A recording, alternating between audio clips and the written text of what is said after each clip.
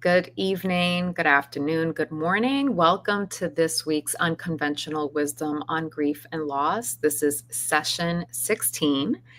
16 weeks since we both, Stephen and myself, Delilah De La Rosa, started this series, Unconventional Wisdom on Grief and Loss.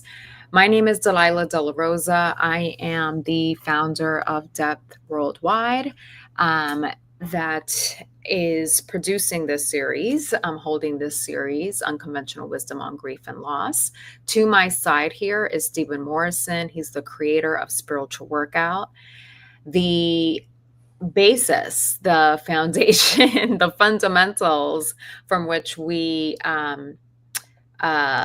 receive this unconventional wisdom on grief and loss, as well as the author of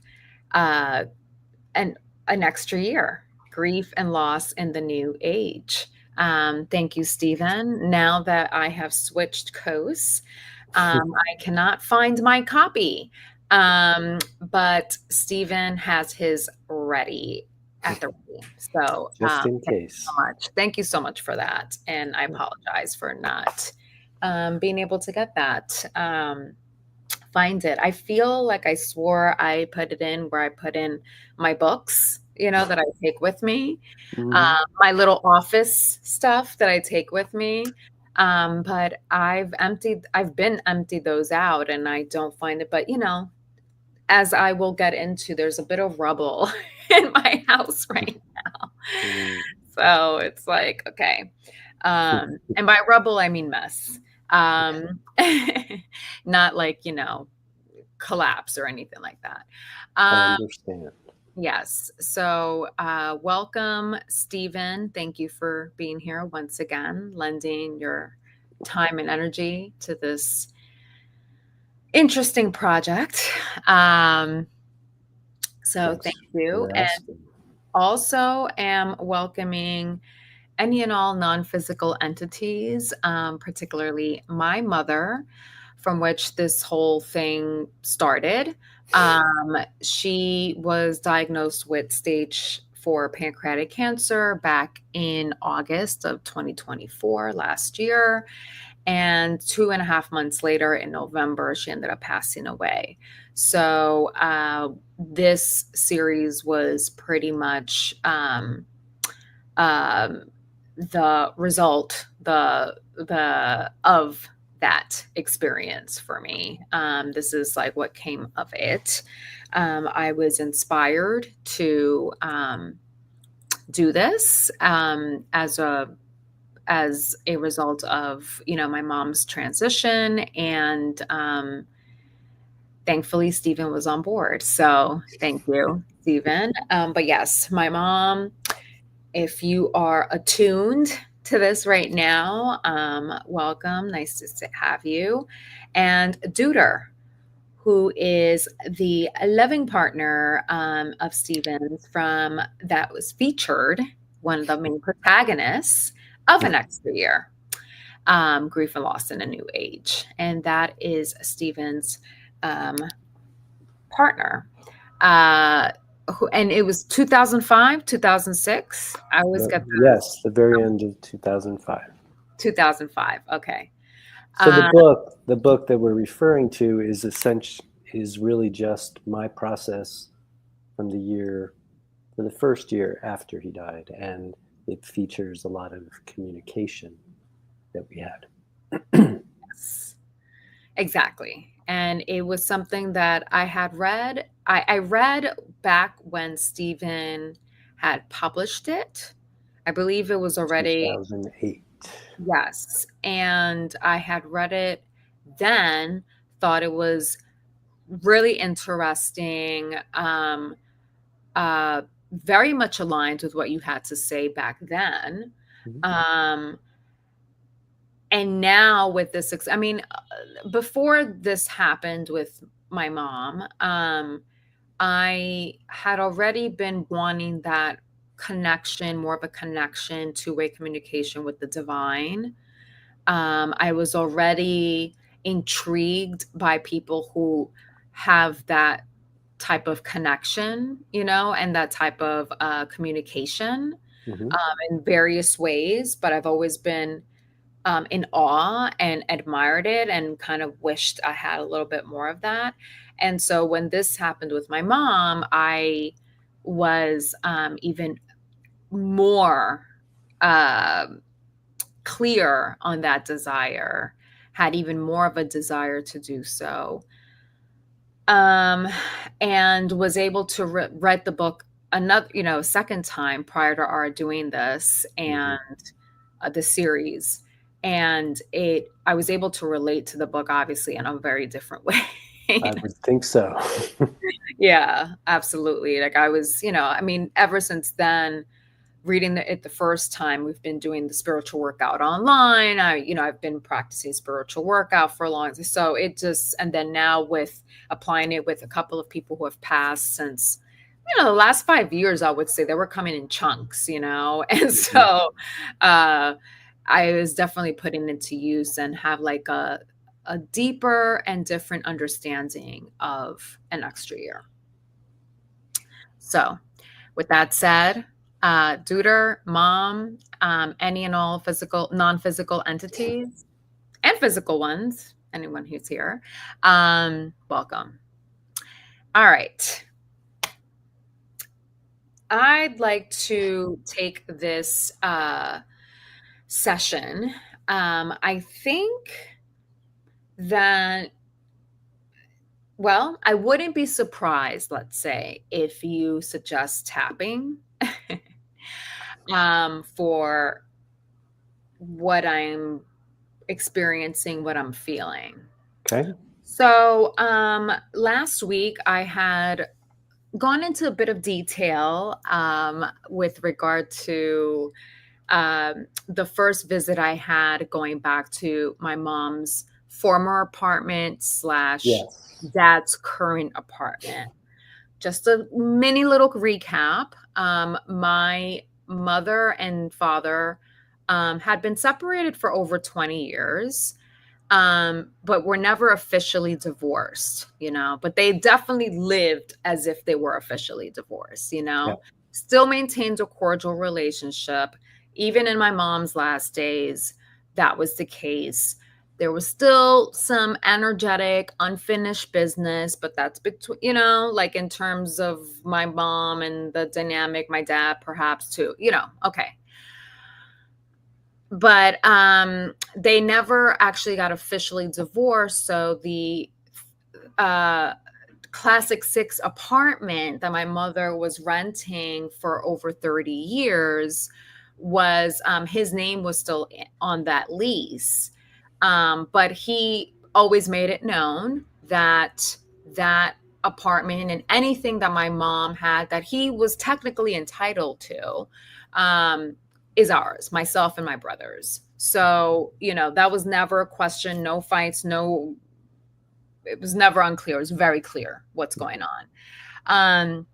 So we wanted to keep that apartment. Initially, we thought a cousin was going to take it over. That wasn't the case. And I was like, I had said back in December that if my father was able to take over the apartment, that would be the best case scenario, and that's what ended up happening in March. He called up, said, "Hey, is it still available?" I was like, "Yes, it is." That was the deadline for when I was going to make a decision. Very smooth, perfect. About 2 weeks, 2 weeks ago, Friday, was my first visit back since my dad started to move in.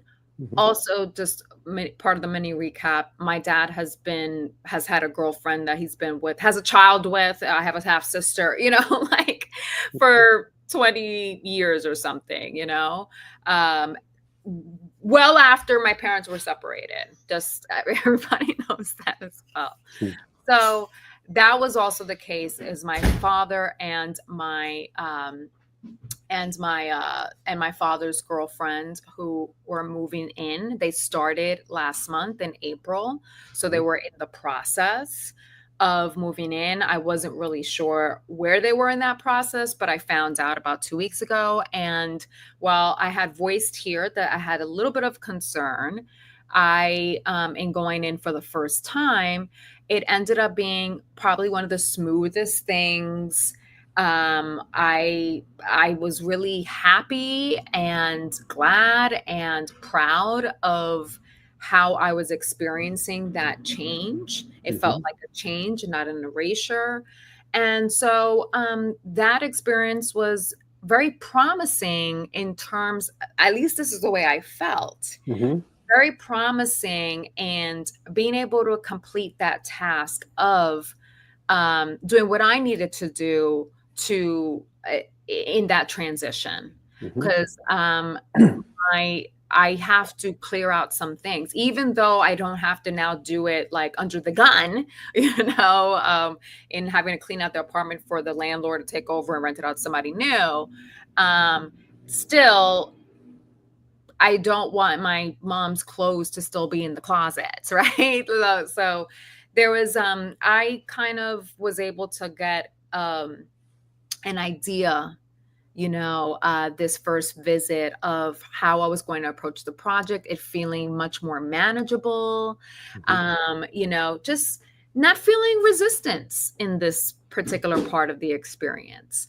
And I also mentioned that while that was the case, this particular experience of going to the apartment was smooth and I was happy about it, that I also got to feeling and noticing a couple of things that were making me, were leading to my missing my mother, and feeling as if life was a little bit colorless, a little bit of colorlessness. Mm-hmm. And we talked about how, you know, you, Stephen, shared with me that you're not, and I feel the same way. I'm not concerned that I'm going to be stuck in that place. Mm-hmm. And that it was something that if it's coming up, be present with it, and also bring an intention of how you want to feel. What were those things that um, you received when your mom was physically here in this plane, that uh, you'd like to continue to experience? It doesn't necessarily have to be replicated, Mm-hmm. but it's something that can, it's not like it's something that can be, that's left unmatched and you'll never experience this again. Right. And so we were clear on that. I'm not stuck there, but it's just what's been coming up right now because I'm just noticing Mm-hmm. these, things that I didn't really notice before because she was here, so I didn't have to think about it. Yeah. Uh, that have an awareness of like, oh, this is how much my mother's integrated in my social life, or you know, um, how much she inspired movement in my life, Mm-hmm. initiative. I just did not realize that until recently. Mm-hmm. Also, was taking note of the differences in how I related with to my mom versus my dad, and how that is evolving, Mm-hmm. and some of the hesitation I may have, but also acknowledging that I'm very open and I'm also receiving uh, a sincere attempt to get to know me better. This is what I'm going to receive from my dad. Mm-hmm. Um, and it's flowing, it's flowing. And it also makes me recognize the depth of the relationship I had with my mother when Mm-hmm. she was here. So I will say that this past week, it was a bit of a continuation, Stephen, of the colorlessness. Like it was feeling a bit more pronounced to me. Mm-hmm. Um, and I would tap, I would tap, and I was tapping, which kind of let out the steam. Mm-hmm. Uh, What, may I ask what let it go generally. general tap? Okay. Waking up, it Mm-hmm. was the letting it go. Okay. Because it was like I was waking up with not this terrible heaviness or anything, but just like I'm not feeling locked in, like I'm not feeling like, I Yeah. got this, or like it was feeling a little wobbly, Yes. wobbly. And I told my dad that I would be going in for part 2 of my project of cleaning out. This time I was focusing on cleaning out my mom's closets, and maybe if I had the time, energy, personal items, decorative stuff in the house that she had. Cause I want them to move. I'm also keeping in mind that I want them to move in without feeling under the gun. Yeah. So again, win-win, great situation, right? Yeah. But I just I was crampy and just not in a place to do that Friday. I said, "Can I go on Sunday?" And he was like, "Of course, we're good." By the time Sunday came, I wasn't 100 physically, but I wasn't also in a place of postponing or delaying Mm-hmm. it. It wasn't an energy of let me get it over with. I Mm-hmm. actually honestly wanted to do this part 2, this part of the project Mm-hmm. that day. Like that was what my intention was. It was crystal clear. Like I was, you know what I mean?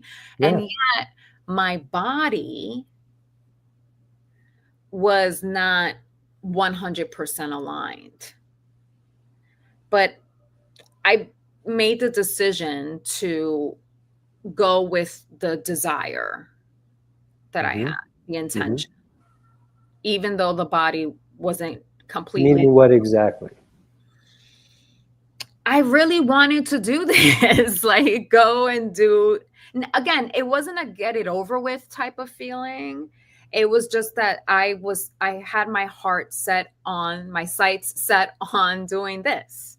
Right. Like that's just how I really, really felt. And yet my body was not, like my heart, my desire was 100% there. Mm-hmm. Or so I think. My mind, I don't Mm-hmm. know, but something in my system strongly wanted to do Yeah. it. Okay. Mm-hmm. And then, but my body, that part of my system was about 60%. Just energetically, or Yeah. Physically. Physically. Um, yeah, it wasn't aligned and I with. mean generally and overall, it wasn't like your back hurt or you had a stomach ache, It or was just not general. energetically, Yeah. like, it just wasn't the energy level wasn't where the other parts of my system were. You know what I Yeah. mean? My Mm-hmm. physical energy. Okay. Yeah. So, so I was like, I made the decision to, not postpone or delay it and just go. I'm like, okay, I'm working with 60%. I can stop whenever I want. All right. I get there, all good. It was like, Were they there, or were you yeah, by yourself? my father, his girlfriend, and my aunt came again, right? I'm like, is my aunt being nosy? No, but she's actually being very helpful. She's being, because I was like, damn, okay, she's gonna be there again. um, my dad and his siblings are very close. They're very close. And I like my aunt. She's a hoot. She's great. She's awesome. And again, what they're being there, actually, to me, I feel like it helps me keep it moving. Yeah, I would think so. Without feeling bothered. Yeah. Like they're not hovering, like, asking me all these fucking questions, like other people, you know what I mean? They're like really rolling on my pace. Yeah. Nice. It's nice. It's nice, It's nice. So very grateful about that. Very grateful about that. Um, but when I got there, I was, again, those parts of me that were like, we're gonna do this, were in action. Like, they were like, you want something to eat, Lila? And I was just like, no, I'm on one track mind right now. I was like, I ate before I came here a high protein like meal. Like I say, because I know I'm gonna tackle it. And I was actually going into it thinking of it as if it was going to be very manageable. You know what I mean? Like, that's why I went with it. I went over there despite 60% physical, right? Yeah. So yeah, I was just like, one track mind, like focus. I'm gonna, one closet, two closet, let's do this. Like, I'm gonna put it in these bags and da-da-da. Like, I was just, but I guess I underestimated the how involved it was going to be. Forgot to mention that, hello, oh my goodness. Forgot to mention that Sunday, which is when I went over there, also was 6 months since my mother passed away. So, and I knew that going in. It wasn't like how it was last on the 5-month mark, Right. I knew that going in. So that I was like, okay, that might explain the 60%. I don't know, in the body. And then it was also that I was dealing with my mom's personal items. Yeah. Her clothes, and I thought, and I still do think, to a certain extent, that the way I didn't associate my mom with the apartment, interestingly enough, I didn't associate an apartment that she lived in for 30 years. I just didn't, because I saw her as like an outside person, other things I associate her with, right? Mm-hmm. I feel the same way about clothes. Like, she wasn't a materialistic person. She had good clothes, don't get me wrong. Like, I'm actually going to keep some, keep some stuff. Like, she would go to like Century 21 and like TJ Maxx, like get like good designer wear for discount prices. You know what I mean? It was really good about that stuff. But I guess I just underestimated what it was going to conjure up, what it was going to bring up for me. Particularly because of the 6-month mark, particularly because of the clothes, the more personal. I mean, her pots and pans is personal too, but I don't know, it hit differently. Yeah. It hit differently. Maybe I don't need to explain why it hit differently, but it did. So it hit differently, and I cried 2 times while I was doing it. My dad saw me the first time, like he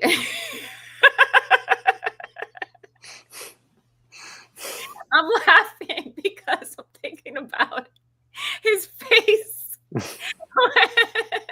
Because I was like all like like matter of fact, like like kind of smooth operator with like the whole thing. Mm-hmm. And then it was just getting to like, all right, like shit, like I didn't realize like how involved it was. Like I did not realize how much clothes and stuff my mom actually had. She was no way a hoarder. Like, it wasn't like she had bullshit, Mm-hmm. but she had a work wardrobe, right? Like, you know what I mean? Like, she had like these things, I was like, damn, mom, my mom had a lot of pants. Like, I didn't really, I just thought she was more minimalist than, I mean, I guess she is minimalist, but she just has more stuff because she had to go to work and, that kind of thing. Anyway, so I underestimated that part of it. I also underestimated just the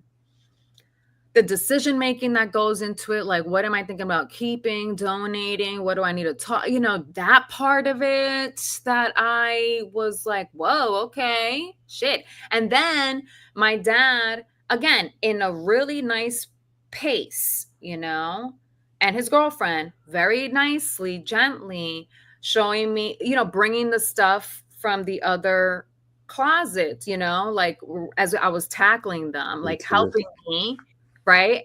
And I was like, oh my God, there's so much more. And I started losing steam. And then I thought about the work clothes, and the last time that she went to her job, which is the day she had her diagnosis, and then I was like, oh, okay, I'm getting verklempt. I'm getting a little verklempt. And then my dad, he was like coming and he was like, Lila, like all cool, because I'm like all cool until now. And then he sees my face that it's like, kind of like let it cry. And I'm laughing because he was like, oh. I can just imagine. Yeah. Poor guy. Poor me. No. No, yeah. No, but it was like his face was just kind of like, oh. And then he was like, and I was like, bye. It's just, it is what it is. It's just, I'm having a moment, you know what I mean? It's okay though. It's okay. It's good for me. And he was like, no, I understand, I was just telling your aunt how, earlier how I was feeling some type of way and, too and stuff. And that she was like, we have to let them rest in peace. And I was like, yeah, no, I get that. I was like, Baba, just sometimes I have my moments and it's good for me to let it out. I mean, it's her clothes and stuff, and it's, it's a change. Yeah. And so that was fine, I mean, and it was also very much aligned with the intention of our injecting more familiarity in our relationship. Like I can be vulnerable like that with my father and with my aunt too, because I started tearing up with my aunt. They went, my father and his girlfriend went to go get something, and my aunt and I, we were talking about just this process, of the cleaning out. And I was like, wow, it's pretty involved. I didn't realize like, and I was saying how it's like 6 months, since my mom passed away. And I don't know, I just got verklempt. I teary-eyed at one point there, and started kind of, I was like, yeah, I just think about like, wow, not that I wish anything on anyone, but sometimes it still baffles me about how, my mom, at least physically, she would take care of herself and, mind her own business and stuff. And seeing some other folks who are just, risking it all in the world. And they're just like, do, and you're like, damn, what's going on? And she's like, no, I get it, So we had that conversation and I was able to get a bit vulnerable with her and then kept it moving, right? Like kept it moving.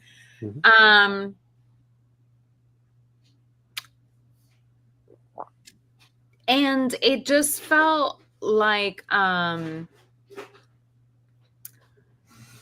I just start the heaviness, that little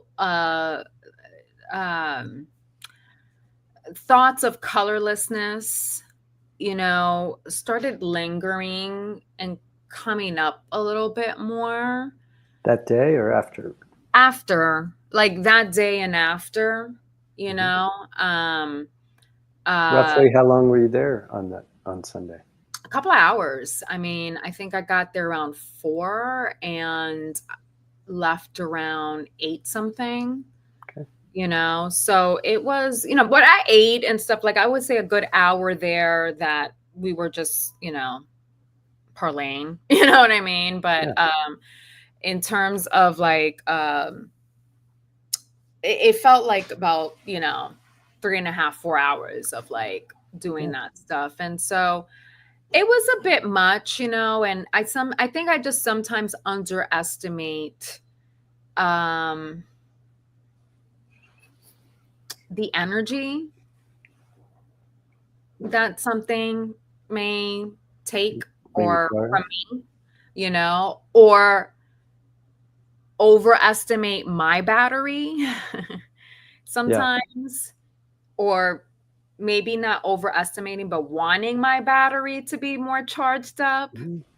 you Well, know? look, I mean, in one way that happens in life, right? I mean, have we look forward to doing something, we have a plan for something, we think we know how Go it's all going to gung go, and ho it, and yeah, and in various ways, sometimes in really positive ways, sometimes in less positive ways for us. You know, it's we could not know ahead of time what it would be like, and so certainly when we're in this process of uh, of processing the loss and the absence of, in this case, obviously your mom, you know, and all that goes with it, there's no way to know ahead of time yeah, how the yeah. emotional piece is going to hit. What's it really going to? Yeah, I'm going to go over there. I'll spend a couple hours. I'll move her. Get, you know, really want to focus on her clothing. You don't know what it's going to mean. And then you see a piece of clothing and it reminds you, or you get a scent and it reminds you, or you know, or any number of things. So I mean, that part is really pretty common, extraordinarily common, everyday common. Yeah, I remember reading that part in your book in An Extra Year, the part where you had to, I mean, unfortunately, I say unfortunately for you because for me, I like having this time, right? I did not want for my having to clean out my mom's Yeah. apartment right when she passed away, right? Mm-hmm. So I just remember that part in the book when you went to go clean out Duder's apartment. And well, Duder's apartment, yes? Mm, You I cleaned out think, something. yeah, there was, well, we were in the same place at the end. Right. Um, Trying to think, what I'm thinking of when I had that experience in a pronounced way was just the whole, you know, after he died thing. We knew he was dying, and it was part of the whole thing. I wasn't really thinking about myself all that much, and It was your you know, guys' apartment and you were moving. oh, and I was moving, right? You guys were both going, well, you guys were I moving. moved right after he died, which you're not supposed to do, according to psychologists. Right. Right. Right. You're not supposed to make any major moves, that kind of thing. Yeah, But the timeline is a little all over the place because there was like temporary moves for the big move maybe. to We'll see. Idlewild, I'll something go like back that. and check. You were cleaning out an apartment pretty soon Yeah. after. Yes, it was. Yes, because yes, for sure. You're right. Yeah, and somebody else was going to come into it that we And knew. that conjured up some Yeah. feeling. Yes. Yes. there. Yes. Yes. Yes. Mhm, Yes. mhm. Yeah, I don't, I Well, guess then that's yeah, I that's what it, underestimated, even though I knew that that is the case for a lot of people. I mean, well, I'm not. it's very, yeah. Like I'm saying, it's just a common experience. Like here's what I think is going to happen, and I'm just thinking about that because I can't know any really. And then you're in it. You know, it could be anything. It could be going to a concert. I've never gone to a concert before. Here's what I've seen him on TV. Da, da, da. I wonder what it'll be like. And then you get in there. It's like, oh my God, I could not ever have imagined the sound or something. You know, something like that. Where, you know, we can only intellectualize so much Right, right, right, exactly. when we walk into a circumstance that, you know, we've literally not been in before. You've physically been in that place before. You've been with the people who were there before, but you've never been doing that project before. No, no, not at all. Not that particular part of the project, at Right. least. Yeah. Right. So, so yeah, so that's kind of how it went there. I think I just um was feeling a little um out of sorts with the whole energy not matching up to the desire, you Mm-hmm. know. I think a little disappointed in that because it's something that I felt like I've been experiencing for quite a bit, even before my mom's whole thing, passing and getting sick and all that. Mm-hmm. Um, and I'm really feeling that way right now. I am going to intention for that, Um, By which you mean? uh, Going to my intentions or trying to refine them, Mhm. whenever I need. What's an example of one of those? Um, well, I keep going into I know what to do when it's time to do it. That Excellent. one is a major one that I'm like supercharging, like focusing on, putting a lot behind because I can access that now more. That's fantastic. And it's the antidote to anxiety. Hmm. The other thing is um,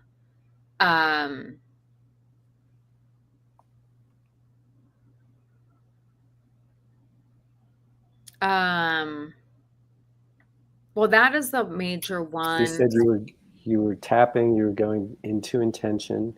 So when you say that, just so if somebody's listening to this, when we say I quote unquote or one quote unquote goes into intention, do you want to describe that process a little bit, or do you want me to? So What you mean instead, by that? whenever I find myself in a place of like the unwanted, like if Mhm, I'm experiencing contrast, like my energy is not matching up to my desire, to my mhm, intention to do X, Y, and Z on a given day, mhm, um, then what I'll do is I'll go into my new way of being, or I'll know what to do when it's time to do it.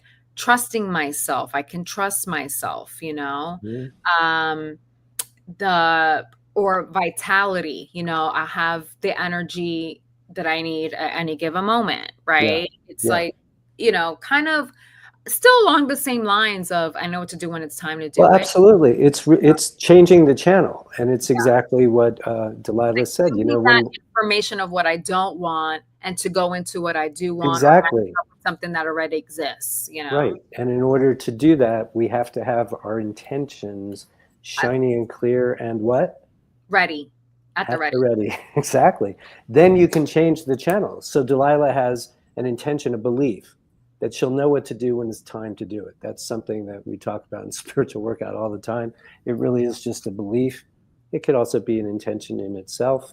Uh, and as I just said, it's the antidote, a non pharmaceutical free antidote to anxiety, because anxiety is freaking out about the future in the present. And if we Mhm. know that we're going to be fine and we know what to do when it's time to do it, then we don't have much to be anxious about. And And when what we're talking, oh, go ahead. well, and just to round it out again, just to, so to be able to be in a situation that is unwanted, that's not so much to our liking, that's fine. That happens to us all the time. All that matters is what we do with it. And in our practice, what we do with it is we switch channel, literally change the channel. Oh, yeah, what would I prefer? Oh, I have that intention shining and clear. Delilah's just rifling through two, three, four of her intentions that she could change the channel to. It's a dance. We're not denying what is. What is already it's already been created. We're already in it. Okay, this is it. And I'd prefer something else. So I'm Mhm. going to choose on purpose to focus my attention on the something else. Why? Law of attraction is always on. The more Mhm. I stay in the unwanted, the more I, you know, uh, feel my discomfort, frustration, resistance, anger, whatever it is, the more of it we're going to get. So there's nothing wrong with any of those unwanted, quote unquote, feelings or circumstances. We are present to them. We accept them as they are without resistance, and then say, well, okay, all well and good, but I'd prefer something else. So I'm going to change my channel to thinking about that and feeling about that even while I'm in this other place. Well, another thing that has also helped me in terms of accessing um, all of that, and Mm-hmm. I'll explain what I mean by that a little bit more for people who may not know, but um, is this idea that Abraham Hicks said that that reminded me of um, was okay. You have the unwanted experience, the contrast showing up, and you can either be unhappy and experience that, or you can choose to be um, not unhappy about the unwanted, Yeah. about the contrast, you know? She didn't go into being happy with the contrast, but she said, you can choose to be unhappy or you can choose not to be unhappy. Right. Right. And that has like and that actually was very helpful when I was kind of like, I don't want to say blindsided, it's a little too intense, but when I was a bit surprised by something that I wasn't expecting that I didn't like, you know?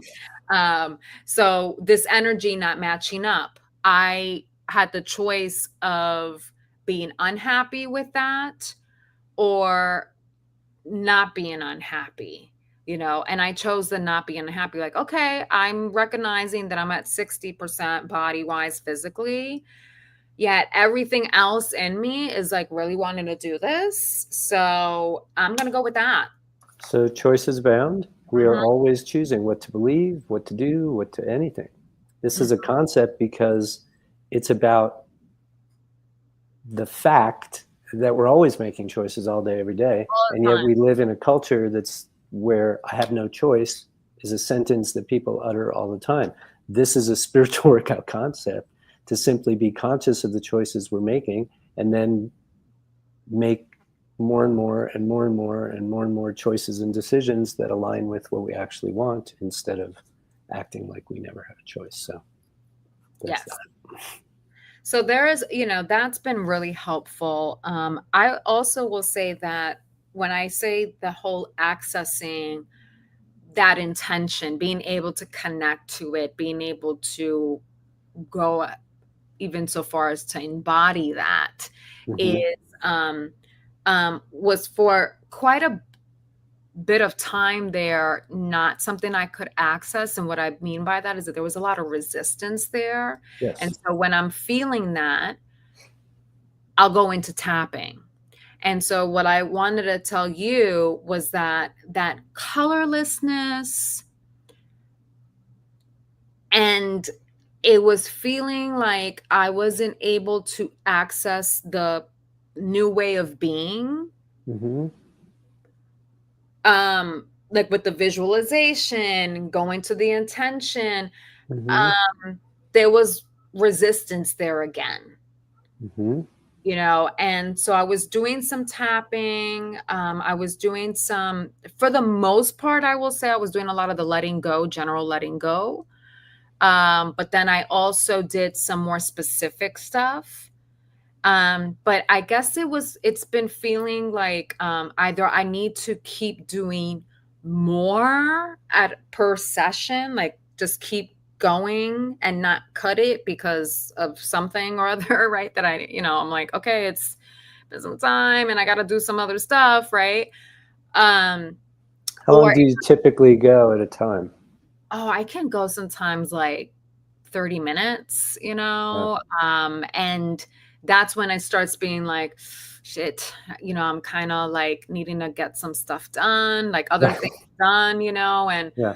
um but if so that's I was a little tripped up because I didn't know if I wasn't getting to the right thing, if I wasn't using the right thing, or if it was that I just need to keep going and I didn't keep going. Well, usually when I talk with people who don't keep going, they barely get 3 minutes, not 30. Okay. So if you're going All 30 right. minutes on a general tapping and you're getting a little bit of relief, but fundamentally not a Maybe it shift. feels like 30. It's definitely more than 3. It's definitely more than 3. um, And it feels look, more than 10 for sure. yeah, everybody's different. Every tapping session is different. It's fine. There's no way to really compare. But what I'm saying, and I think it's sounding to me like, yeah, there's probably something or some things more specific that if you were tapping on would move some energy more in a more pronounced way. And sometimes there's just so much, and we do a bunch of tapping and we do feel it's like, okay, it's not quite as intense as it just was, but I know I didn't get it all. And sometimes then that's all you do. You take a nap, you take a rest, you see how you feel in Yeah, a couple hours. sometimes it feels like that, like I need some Yeah, rest, exactly. And because then it's a couple hours later, yeah, you can really judge, okay, how much did I really accomplish in that last tapping session? yes, yes. Okay, so that was So yeah, that I was Sunday. Today's Wednesday. Are you still more in the colorless, lower energy space, or? yeah, yeah. I mean, I had a session with another person from my professional care team. She's a little more like mind, body, spirit, which is this too, but different. It's different, a little more stuff. And she was definitely picking up on my battery being low. Mhm, My battery is kind of low right now from what I was telling her that I was experiencing. She's mhm, like, it's okay, your battery's a little bit low. Here's some physical things that you can do to get some charge, mhm. get charge, Yeah. little electricity in your body. Um, uh, but I think that they're part of the low battery is the maybe some resistance. That's what I'm saying, like inquiry, tapping for inquiry. I'm not sure. Um, What do you think the resistance is?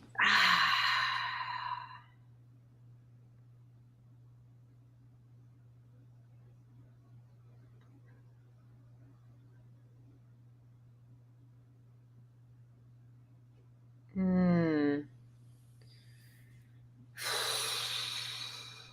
It's okay. I'm not sure. I really don't know. I What like I gives you the said, sense that there might be some resistance in what you're dealing with? because of the disparity with where I am energetically and where I am in my intentions and my desires, in what Mhm. I want to do. So is the resistance more about letting go of where you've been, or more about embracing where you're going? Do you have a sense of that? Good question. That's a good question. Because it feels like a little bit of both. All right. Uh, a, a little bit of both. Okay. A little bit of both. When I think about it, because when I think about the resisting, letting go where I've been, um, a lot less than before, for sure. A Yeah. lot less than before. Mhm. But there's still certain things there that, for example, meant the sleeping, right? Mhm. Knowing that that's not serving me very well. And I'm not even judging it. It's just like I know, like I feel it. You know what I mean? Like I Yeah. make it harder for myself by doing that. Like I feel that way. Yeah. Um, and yeah, just not being able to let that go. Um, still, it almost feels So like, Delilah is referring to another uh, challenge in her life that far predates this particular thing, yeah, right? it's just That an has to example do with of the old sleeping. way. And Yeah. that's what I wanted to say, that she's using this as an example of resistance. So on that subject, she quote unquote knows what she should do, and she keeps resisting doing it, generally speaking. Yeah. Yeah. Yeah. Yeah. So So that's, what she's saying now, if it wasn't clear, is the resistance that she's feeling now is somewhat similar to that other dynamic. hmm I just yeah. wanted to, yeah. Yeah. And that's So an example. And as then, oh, I was going to say an example of the resisting the new way of being, mhm. right? Or is Yeah, I that what mean, we it said? could be. That was part of my question. Yeah. Uh, There is some, I think it's kind of part of, like, that would be kind of part of that same example. Cause it's like, well, when I think about what could happen or what I think is going to happen if I do, let's say, sleep earlier, it's mhm, like, oh, you have the energy for things. You have, and it's like, okay, no excuses. Like, Well, you guess know, what concept I'm reaching for right now? responsibility. Ding, ding, ding, ding, ding. Yeah. Hmm. So why would a person resist something that seems so appealing? Oh, because once you get there, then wow, the whole landscape's going to look different, and they will be responsible for different things, and that can often be the rationale for the otherwise irrational resistance. Yeah. So yeah, she's been Yeah. around the block once or twice. Yeah. No, I get it. I just, So may I say something here as I mhm, interrupt you? mhm. So as I'm listening to you, I'm kind of with that other practitioner, at least for the moment. Like, yeah, your battery's low. Why wouldn't it be? It's gonna. Right. We all have that. And if anything, I'm more inclined to encourage you to just be with your, you know, somewhat drained battery and not make it mean anything, and just, Yeah. you Yeah. know, and Yeah. just be like, yeah, I'm not feeling it today. I'll see how I feel tomorrow. Especially knowing that I know I'm not going to feel like this for the rest of my No, life. you definitely aren't. And Don't, there's I don't believe that I'm going to feel colorlessness for the rest of my life. no, you're not. No, I And just so what we just touched on, which was that I threw in there, and Delilah knows exactly what I'm talking about, is can you sit with a not full battery and not make it mean anything? mm, So all we're doing all day, every day is making meaning of what we experience and what we see and all of that. And the meaning that we make is just a set of beliefs. And so somebody could say, uh, well, my battery's a little low, so and they might have, it fuck might up. mean all I hate kinds of myself. things. What's that? I'm a loser. I Yeah, don't I'm have. a loser. I'll never get ahead and all that. And somebody, trust me, lots of people will have that, right? I sometimes when I go off of my Well, we all do. So we're always making meaning of things. But so the practice is, can I just be present with my lower battery at the Hmm. moment and not make it mean anything? Just Mhm. accept it, not resist it as an idea, not pile on all those kinds of beliefs about it.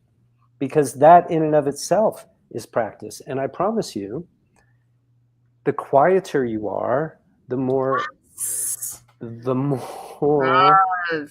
uh, access you have to Yes. inspiration, which is your overarching intention.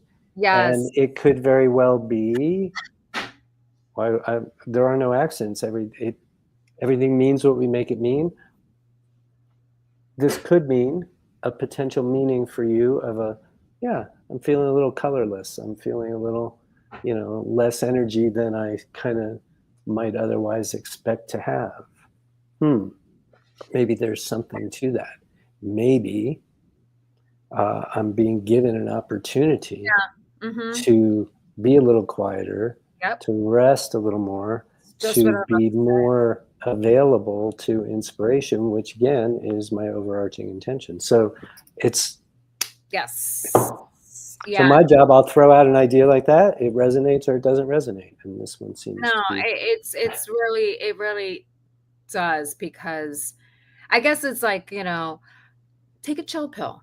yeah, Take a chill pill. You don't need to do anything perhaps right now to get out of this funk right, or you don't need to do anything. right. Just be with it because it's not going to last forever.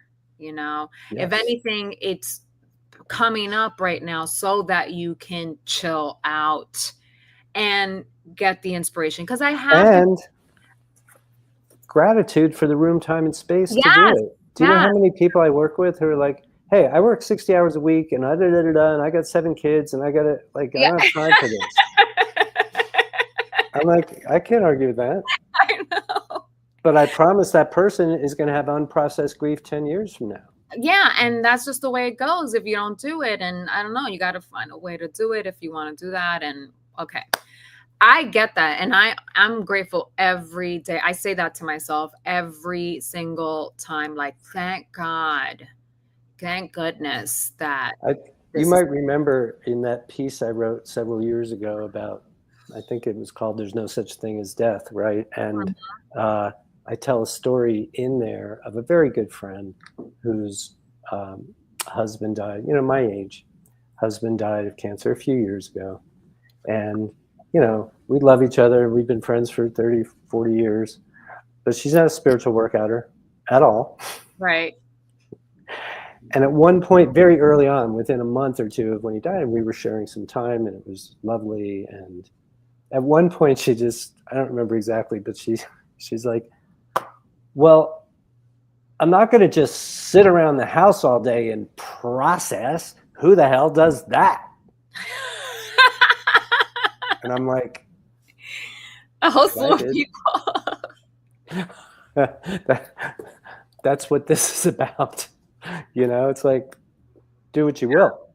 But funny, I told my brother, I had said to my brother something about like having room to process. Not him, I think I was saying generally speaking. And he was like, I don't really know what that means though, to process something. Like what does that actually mean? And I was like, you know what? That's a good question. Because I think we kind of just throw it out there and not and I think a lot of people don't really know what that is. I think what they think it is like analyzing or well, there's consciously processing like us. We're just people who right. This is interesting material to us. Or in our inner world. Real to us. It's very, I would say somebody, I don't know your brother well enough to know, but I have seen a lot of people who will say exactly that, and they're processing. They just don't even realize it. And then there are the people who are not processing anything. So to me, it's just thinking about what happened. Like I'm sure your brother, when he's going to work and he's talking to his friends and he's thinking about everything. He's talking to you and he are probably. And that's what I told him. I said, because he did mention like soon after my mom passed away, some of the things that were coming up for him that were like, bringing up charge for him. Mm-hmm. And so I brought that example up about how he was wrestling with this idea of kind of unfinished business that my mother had, with respect to shame and things like that. This was soon after my mom passed away that was kind of bugging him. And I was like, so, acknowledging that, having an awareness of that, and then working with whomever or with yourself or through whatever outlets, sources, resources, working that out, so that it's not tripping you up. It's not bringing up that kind of charge, you're not stuck there. That's processing. Yeah. And that's what he was doing. And he was like, okay, I get that. Exactly. Yeah. Making sense of what happened. Yes. There you go. That in the future, whenever it comes up, you're settled about it. You've got your quote unquote narrative or what it all looks like we were saying before. Everything means what we make it mean, right? So fundamentally, it's the meaning that we're making on a conscious level of the circumstances and events of our lives. Yes. Well, I really, really appreciate that because it felt like everything was sort of leading to that in terms of, I think it's good to take a chill pill. Well, again, I can't ignore how taking time, being more available to hear inspiration, that's true for all of us every day. And yet, and remembering that that's one of your overarching intentions anyway, to be able to have that two-way communication. You can't have that when you're running around. You can't have that when you're in fear. You can't have that when you're in anxiety. And you can have that when you're feeling like overwhelmed. Overwhelmed. Right? That was the next word that was coming out of my mouth. Yeah. A lot of information, a lot of energy, and a lot of stuff going on. When it comes to, you and I have talked about this over the years, and neither one of us are super tied into planets and energies and all of that. But there are those times where the energy is all about, what is it? The relax, recharge, rejuvenate.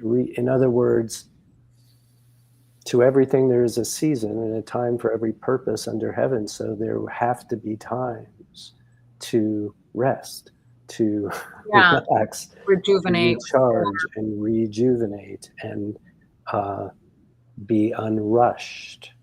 Yes. Yes. Yes. Feeling at ease with the stillness, Yeah. and not because, yes, exactly. And so that's for you. And it's That's also for all of us as we move into the new consciousness. One way to think and talk about it is that idea of moving from doing to being, Mm-hmm. which most of us are not so used to. So give yourself a little extra dose of compassion to be able to find that comfortable place and say, yeah, this is what I'm doing right now. And lie down on the couch and pull up a blanket and Yeah, for do sure. whatever you feel like doing. Yeah, and I did do that on Monday. Um, Good. I had these things on my to-do list that I was really wanting to do, and my system was just like, no, we're wanting to watch the Met Gala and the Knicks game. And that's it. That's it. And So that I watched the Met Gala for like 4 or 5 hours. Like I have no doubt. But that is also so much a part of our everyday conscious practice, which is, okay, here's what's in front of me to do. Some of it's interesting, some of it isn't.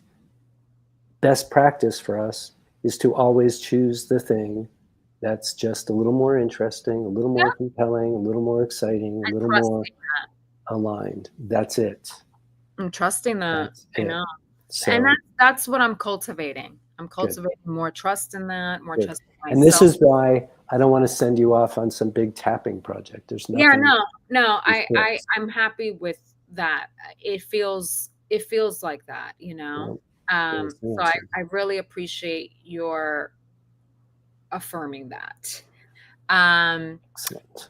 Last thing I just want to bring up a little story, and Okay. I'm not sure how it may speak to or align with the desire of two-way communication, more connection with the Is this divine. about your mom? Uh, Go ahead. kind of, Go ahead. with the non-physical. Okay. And so last week I was experiencing the light flickering again Yes. in the bedroom. And also my husband's what do you call those little things that make the foams in coffees and stuff? Those One little of those doohickey gadget things. I Yeah, don't those know. gadgets that Yeah. produce Whip foam. it up. Yeah. Yeah, yeah, Like a it's latte. like yeah, exactly, like those little things, right? Yeah. Thingamajings. So I'm experiencing the light flickering, right? On and off Mm-hmm. more. And I'm like, Mom, maybe that's mom, right? And I asked, I was like, Mom, is that you? And then it was kind of like crickets. I no light flickering. And I was like, well, okay, we'll see. Right? So light flickering happening. And then that little whip, Mm-hmm. thingamajig, um, not plugged in, right? And not on, and yet just sporadically it would turn on and like freak the shit out of me because like totally freak me out because it just happens like and then it'll fall off the kitchen counter, like Mm-hmm. and it's like Yeah. It loud. vibrates. Yeah. Yeah, it's like vibrating and I'm just like, what the hell? And then I went to my husband, it was like in the wee hours of the morning, and I went to my husband's bedroom, I mean, my husband's room, our bedroom where my husband Where was he was. where he was sleeping. And we woke him up, unfortunately. And I was like, oh my God, like your thingamajig just went off on its own. Like, oh my God, is that my mom? Like, is that my mom? Like, that's crazy, because it just went on by itself. And from what I understood, you have to have it powered on in order for it to work at all, right? So it wasn't apparently powered on. And he was saying that he couldn't, I think that he was having problems charging it. So it didn't even have power apparently, but it was doing that kind of sporadically. But he was like, no, that's why I wanted to charge it properly, because it was doing that. And Mm. I was like, oh, so maybe it wasn't my mom, right? But then but it kept doing it. He thought he rectified the problem and it kept doing it. Okay, second thing, right? That's Mm-hmm. two. The other thing was I had so we have someone here, a longtime friend, amazing cook, amazing house cleaner, housekeeper, who we've been working with for years, right? Mm-hmm. And she every week she makes like some great like Mexican dishes. And I there's this one dish that is features offal, right? Type of food. Mm-hmm. Yes. Okay. Tripe, you know, Yeah. that is, I personally love this particular dish, menudo, right? And yet I haven't had it or thought to ask for it in years. Mm. Like, well, first of all, with Emilia, the person ever, I've never requested that, Mm. right? Never requested it. And all of a sudden, I had this desire for that dish, right? Mind you, the first time I had that dish was with my husband's mother, Mm. who passed away over 20 years ago. Mm-hmm. That was the first time. And then one of the few other times that I had it after his mother passed away was actually when his mom passed away. We went to Mexico, and his great aunt made me that dish, right? And I really liked his great aunt. We were in Tonaya, Mexico, right? Like the small town where his family's from. And they made that dish, and she had me stay over her place, and it was like her husband thought I was her in her bed and touched my leg, and it was like a big thing. He was like, oh my God, I'm sorry. And I was like, oh, what's happening? Yeah, it was like a blooper. It was like really funny, right? And I always liked her, like her attitude. And that aunt turned out to be my husband's mom's favorite aunt, correct? So all of a sudden in the last week, I had this desire to have that. So I asked Emilia, I was like, do you know how to make that? And she was like, of course, And so I was like, okay, I was like, let's do it. I don't know. I just really want that right now. And again, it's tripe. So it's not like, you know, You don't get it at the corner it's not a market. common thing, you know what I mean? I mean, you can get it in our ethnic Well, supermarkets. it's New York City, right? Yeah, you can get in our ethnic markets and stuff. I mean, it's a very typical dish for a lot of like Latin America. Mm-hmm. So yeah, so I just all of a sudden had this desire to eat this dish, requested it. Okay. Lights flickering, whiskey thing going off berserk, right? This desire for menudo, right? That came out of nowhere kind of thing, right? And then telling Emilia about how when I first was introduced to these particular dishes, right? Mm-hmm.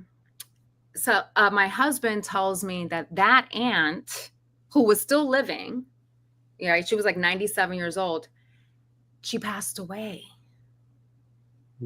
Like just in the last that week, like a couple of days ago. And I was like, oh my God,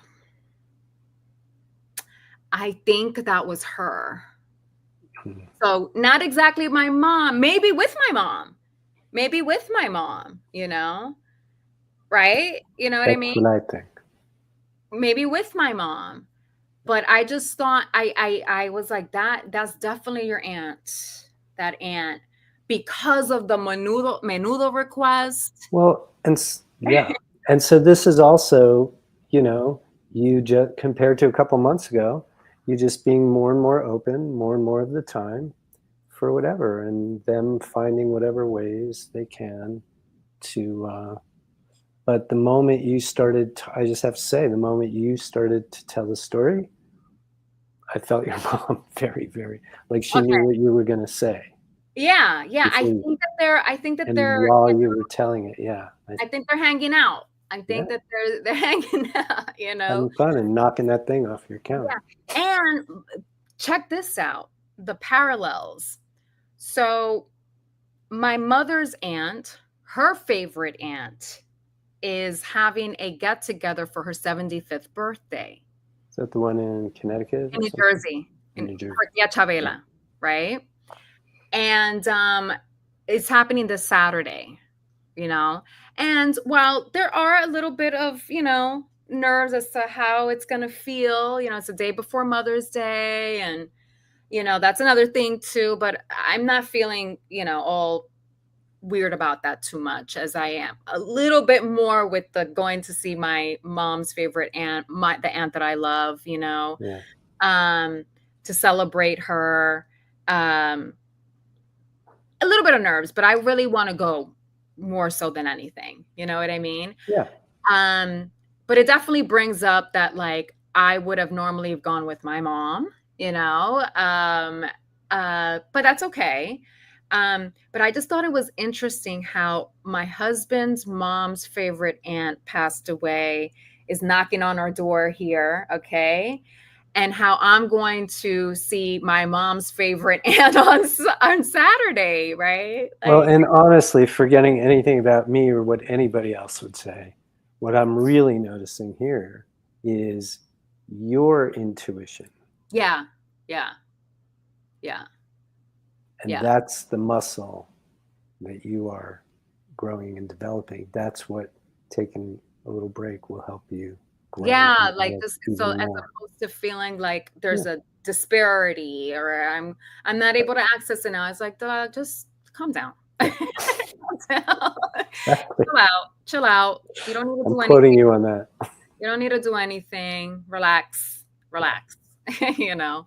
But yeah, I thought I wanted to bring that up because I thought it was pretty remarkable, I that quite whole agree. experience. Uh and then the parallels, right, of favorite aunts. Well, and again, the fact that it's in your consciousness, all Yeah, of this. You yeah. live in New York City. Thing is so trippy. Like Hmm? I can't. The menudo thing is Yeah. so trippy, and then his whiskey thing, just like, I mean, it scared the shit out of me. It was like I've had that happen a couple. I'm like, wow, that sounded really violent. it was like Because it's violence just out there. loud I was and like, what noisy. the hell And was yeah, that? It's like, yeah, I've had a couple of those And experiences. then he was like, "Oh, I thought I had to charge it because it wouldn't charge or whatever." And I was like, "Oh my god, that makes it even." But then I was like, "I'm not scared, ma. Like if that's you, come on, keep going." Yeah. Well, and again, so notice how you feel also when these things happen. Oh, I don't feel. I felt scared because it was abrupt, Yeah. but making that connection of it being the non-physical, the divine, knocking on our door, I was like, yes, more please, Exactly. more please. I am not haunted. Like, that's not how I'm taking it. All right, well, thank you, Stephen. You're welcome. Really appreciate the affirmation, the confirmation of taking that chill pill. Mm. I will still do anytime I feel a bit of that physical whatever when I wake up or at any time, I will do my little general tappings. Sure. It's not, yeah, but I'm just saying there's no huge project to do here. Yeah, right. At least not Right. today Yeah. or tomorrow. Yeah. It doesn't require its own tapping spree. Correct. Yeah. Or Yeah. well, it's my opinion. Right now, at least. And it seems And to be. I agree with you. I agree with that. So I appreciate it. Thank you so Sure. much. And You're welcome. You went kind of easy on me tonight. I did? Okay. Well, I didn't know if it was going to be easy, but then it turned out to be. I'm teasing. It turned out to be. No, but I appreciate it. So thank you so much, Stephen. You're welcome. This is, Steven Morrison, author of An Extra Year, Grief and Loss in the New Age. The book came up quite a bit this time. Thank you. Yeah, now I need to check on that story we were talking Yes, about yeah. earlier. No, I for sure read this All right. part. You're cleaning out and Yeah. it bringing up some stuff, you Soon, know. yeah. Um, uh, yeah, I think it was either a mutual apartment and you were moving into Idlewild or something or other that was happening I'll find it. because it was a temporary move to preview the real move, the intention for the move to the country, Yeah. you know, to the country, right? There was. It is. I mean, the mountains, sorry, the mountains, the country. Well, I guess it is. I mean, When my grandparents, who were the first to leave New York City and moved to New Jersey, oh. they became the country cousins. To this day, we are the country cousins because we live in the suburbs of New Jersey. It's really funny. You guys were the Hicks. Yeah, 18 miles away in New Jersey, but These Hicks. Oh man, country bumpkins. Hilarious. I'm from the country bumpkin wing of my family. Oh man. Oh my goodness. That's funny. That's funny. But yeah, where you live in Jersey, now that I know, I'm a little more familiar now because you told me that it's like right where my cousin lives. Yeah, where I grew up. Like, oh yeah, that is a little far. That is a little. Well, if you live in Manhattan or the Bronx, Yeah, it feels far. of course. Yeah. Well, thank you, Steven. I You're really appreciate it. Thank you. And yeah, please join us next week. It will be, oh my God, session 17. Yeah. It's interesting. 16, oftentimes, if I'm going to work with somebody on a particular thing, 16 weeks comes up as a solid amount of time. That's oh yeah. This is like a good chunk of, yeah. It's like a good